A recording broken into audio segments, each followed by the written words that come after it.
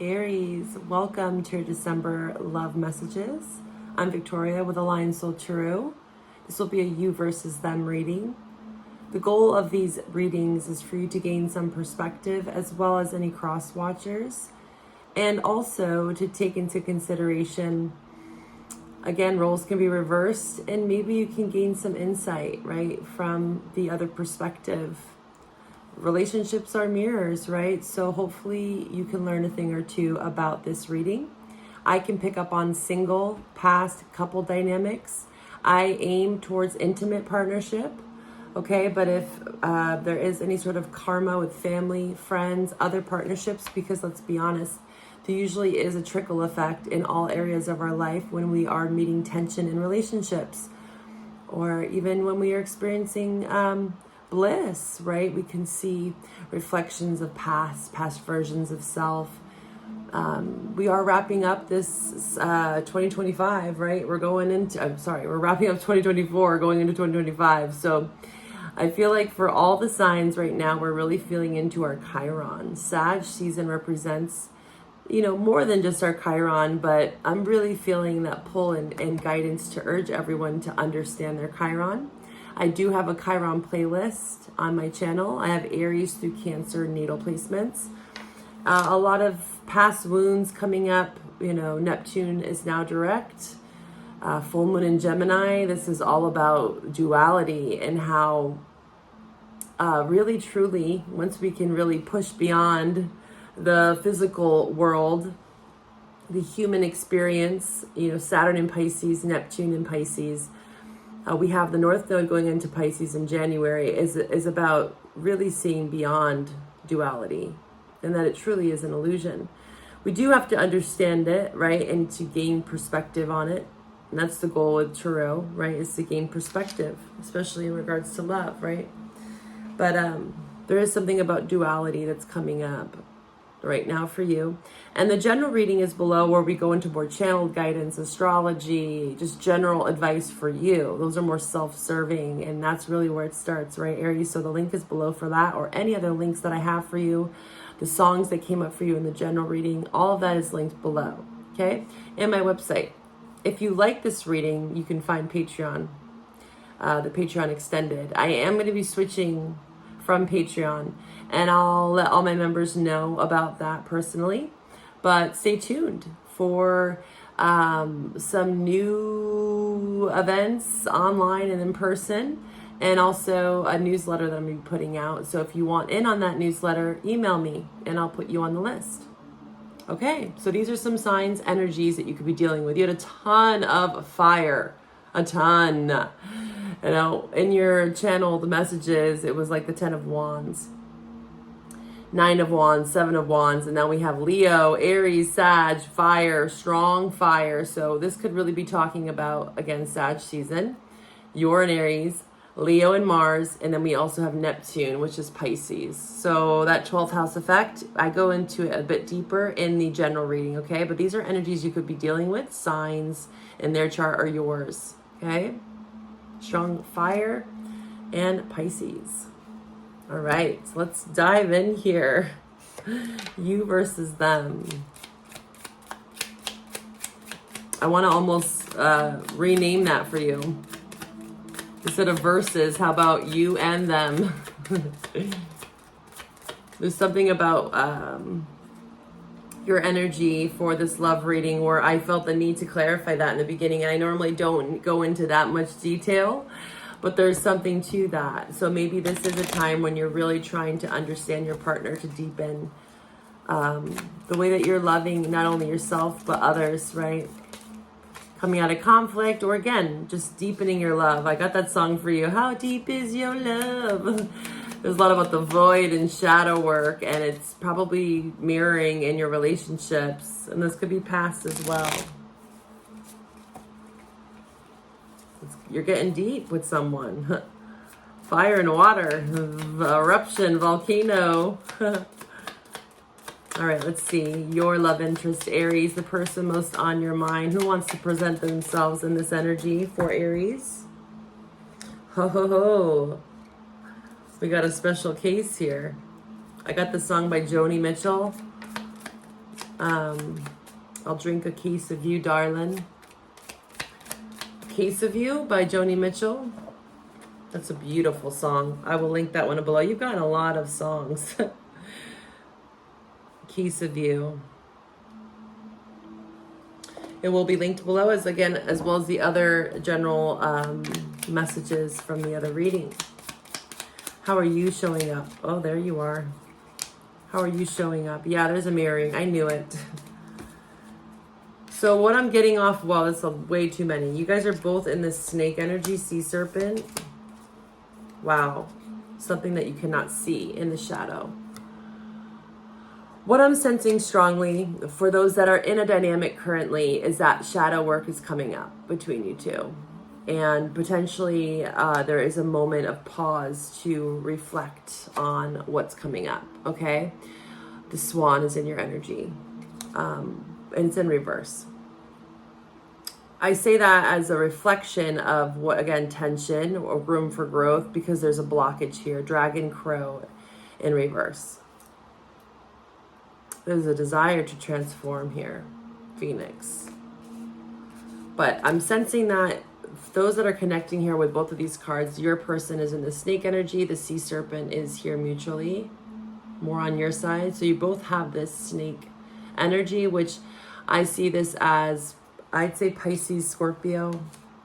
Strong Scorpio with the Phoenix. Swan is Taurus for me. We have Aquarius in their energy with the unicorn, and raccoon. I don't know what that raccoon is. It's very Aquarius it's giving to me for your person. Raccoon is kind of a mixed bag over here. Maybe that's how you're feeling. It's a mixed bag because the unicorn is a rare breed. You know, they stand out. It's like, I can't pin this person down is what you could be saying, or they're saying to you, right? Cross watchers. So what I'm getting at is there's this cycle, and this is what you also had in your general message of the snowball effect, and now I'm seeing this ball. So there's something about cycles, cyclical patterns, circles. You could be seeing a lot of things coming full circle, or just seeing circles. What does that represent to you? For me, of course, it's cycles. You know, we think of a circle like a ceremony. We're in circle, we're in community, we're in a tribe, we're in a closed circuit. So there's closed circuitry. So it's very fixed. It's fluid within the circle, right? There's no breakages. So in that essence, with these in reverse, it might feel like something's been broken. There's been like a crack line, a fault line in the circle, where something was stunted. And this has been a big theme for you. Again, your general message was all about this snowball effect, this trickle, the domino effect, cause and effect, blah, blah, blah, all that. You know, there's so many ways to put it into words, but it all relates to the same thing, cycles. Well, I said that, and then they did that. You know, there's something about reflection, swan. You're piecing it together. So again, if you're single or even if you're in a relationship, there's a lot of reflection that's happening. And I feel like you're meeting a wall, you're meeting a tension, because again, we do have this square off to Saturn. Mercury is not retrograde, but it's, again, it's been square to Saturn, Mercury and Sag, Saturn in Pisces. We have Neptune showing up, so it's presenting itself for a reason. Saturn does talk about past lives. They're the gatekeepers. They are Father Time. So again, cycles, time. You had TikTok in your Wisdom of the Oracle. So very much Saturnian qualities to your life in general right now. Seeing where you weren't maybe observing the red flags with these cards in reverse. And there's something about your guides, because the owl for me, as all the winged messengers, they all relay different messages. And for the owl, for me, it's very much like spirit connection, 5D, dreams, Neptunian, right? This is very much our guides, our ancestors on the other side. So it's not going to present itself as much in the 3D as, say, the crow would. But even the crow and dragon, you know, I'd say the hawk and, like, you know, the swan and the hummingbird, you know, those are more waking life messengers, like things that are happening in the moment, an actual conversation with someone face to face, you know. But these are more internal. This is that shadow work. So this is something that maybe, you know, when you're with someone and you can just sense that something needs to be said. It's like almost like cutting through the tension. Like you could cut through the air with a knife type of vibe. And things could be going relatively smoothly for some of you. But there's something here. There's something that's stunted. I feel like your person, I feel like maybe why you're feeling this is because they could be very secretive. These two cards are very secretive. Raccoons are my spy card. You know, they're the ones that are the scavengers. They're nocturnal for the most part. If you see a raccoon out during the day, it's rare. They do come out, but maybe they have rabies, you know? So there's something about illness, physical health, believing in the unseen as well with the unicorn. You know, think about a unicorn or even a dragon that's presenting itself here. There's a lot of like creatures here from the animal spirit oracle that are mythological, or maybe we as humans can't perceive them in our waking reality here, but it doesn't mean that they don't exist, right? That's up for debate here. And that's what the unicorn and their energy is suggesting, is that even though you can't see maybe their potential, or maybe you can't see all parts of them, there is more than meets the eye. And this is where I feel like they might be keeping something from you. I don't know if it's malicious in intention, but it's causing you to reflect with the swan. You are seeming a bit more detached again, because the circuitry is kind of, there's been a point of stagnation, or again, maybe there has been secrets. And the Phoenix is saying that we need to be honest, we need to be open, we need to be transparent. Sun, Leo, fire, like action. This is solution based, this is motivated, this is being ambitious, driven by our dreams, even Neptune. Do we share a vision? Do we share common ground? Or are we going to just keep kind of living in La La Land, like fantasy land here with the unicorn? Why is this unicorn raccoon here for Aries love interest, ancestors, angels, and guides? Why is this here? Why is this raccoon unicorn here? What's this great mystery? What's this great mystery with Aries love interest? Show me their energies. Aries in love. Okay. Strong air, earth sign you could be dealing with. Taurus, Scorpio showing up here. Yeah, there's a delay. There's a delay. Emperor in reverse, Chariot in reverse. So whoever this masculine is, and again, Emperor can be male or female. Again, we have both.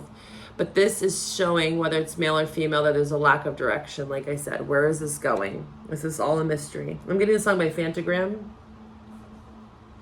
It's all a mystery in my head.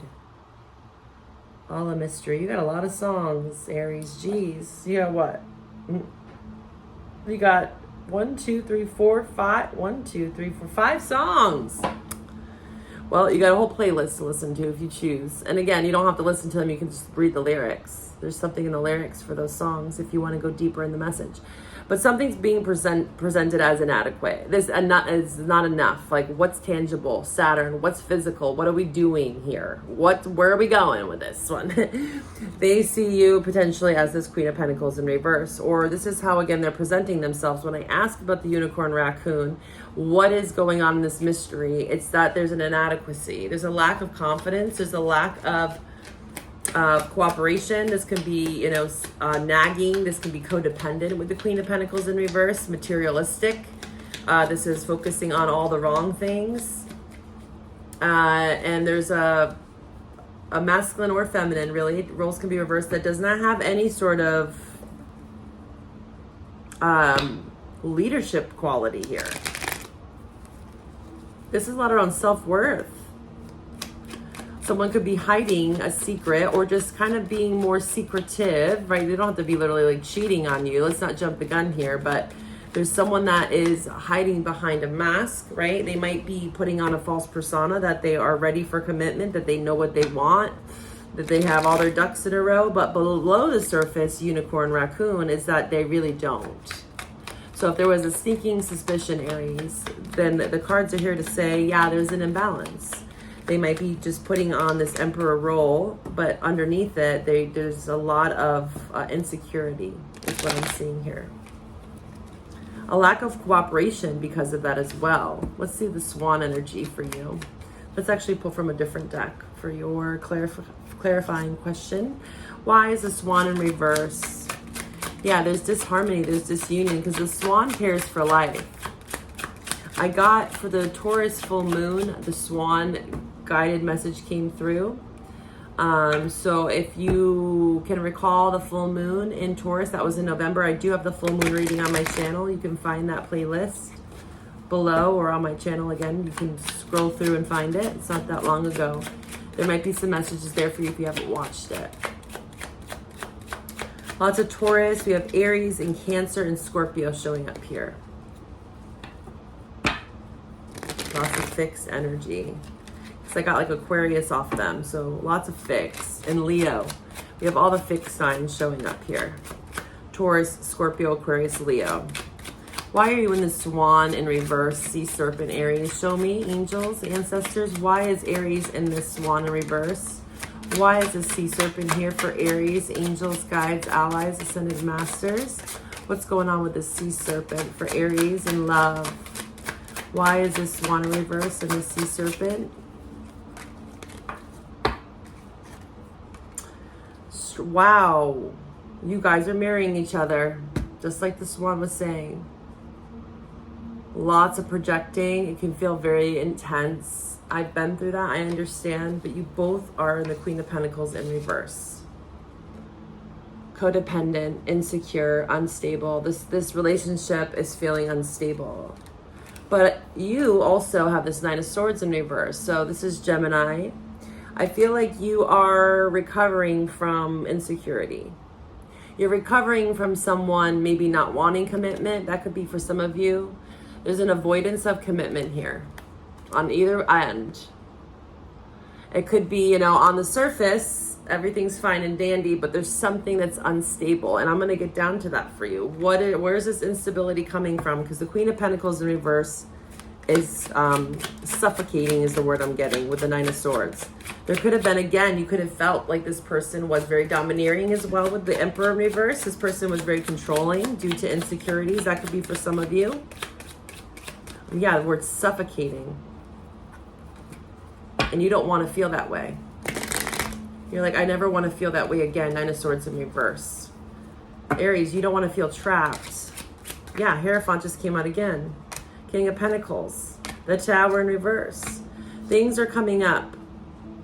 So for some of you, Aries or Cross Watcher, you know when, I'll give you some instances that maybe you can relate to or will give you insight.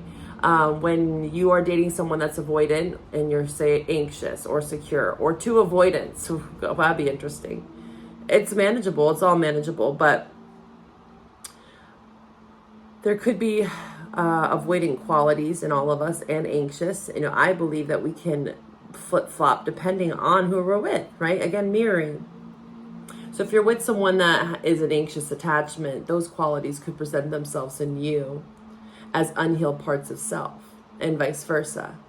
So it can be very intense when there's this kind of pairing up of opposites. And there's a reason why opposites attract, much like on the wheel. There's lessons to be learned in all of it. So there's a lesson around what you value, Hierophant, what you're committing to, what you're prioritizing, Queen of Pentacles. Is this worth investing in? Both of you are questioning your investments. Because there's a mystery. One person could want commitment, the other doesn't. Or again, there's an avoidance. Don't get too close, or I might unleash the demons here. Don't get too close, or I might bite you, kind of thing. With the raccoon unicorn, this person could be very like, oh, I'll only let you so close, you know? Maybe they're leading you on a bit.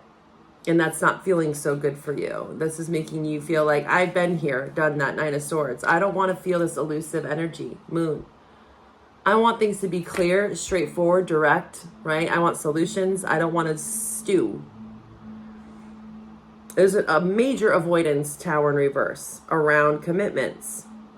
Strong earth sign presenting themselves. You could have Taurus, Virgo, Capricorn in your chart, or dealing with one, especially Taurus, because we have the Hierophant now. And the Emperor for me is also Taurus, Aries, okay? Wow, let's go a bit deeper. What is going on here? All right, Aries person, Aries love interest. Why are they presenting themselves as this Queen of Pentacles in reverse, Emperor in reverse?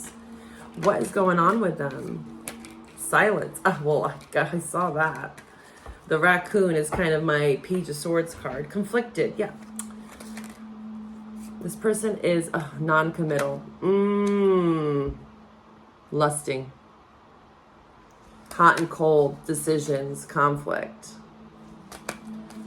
So you could have potentially put up a boundary. Some of you might be, conflict, clashing, differences, incompatibility. There could be things around foundation. One person wants commitment.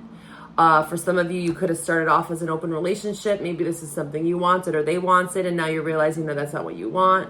People can change, right? If we all have the right to change, we don't have to stay fixated to one way of being. We can choose different ways and then decide not. And, you know, that can be hard for someone, but there could be something around that, where maybe one person was willing to negotiate that and now they're not, for some of you. But there's conflict around potential commitment. You know, is this just sex? Are they going back to someone else? You know, this person could be thinking this about you with the raccoon. There's frozen here, hopeless. They could be saying to me, Aries, that you only wanted sex. Maybe that's all you're wanting to present, but I highly doubt that. But I don't know. The Queen of Pentacles is the reverse for both of you. How are you feeling, Aries, towards your love interest? How are you feeling, Aries, towards your love interest? Karma. Boundaries, yeah. You put up a boundary. I told you. I was just saying that. Twin flame. Shocking. Whoa. I've been getting this twin flame like ever since the full moon. Well, before the full moon. The last 5 days. So Gemini, Taurus, and now Aries had the twin flame card. I don't get twin flame very often. And I actually saw another reader that just said the same thing too. And I was like, man, we're connecting into a group. There's nothing wrong with twin flames, but my God, it's intense. It's intense. It's a catalyst. It's a trigger.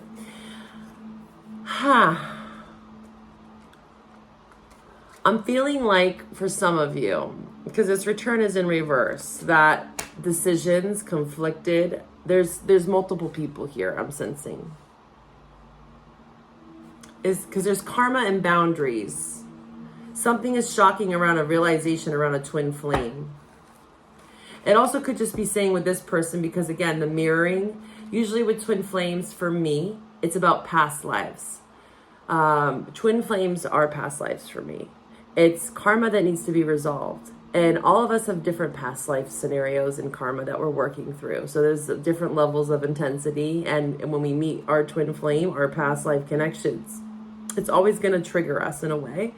And it's going to mirror back the way I look at it. And I've explained this to Gemini and Taurus in their readings. You might want to watch those readings if you're dealing with any of those signs.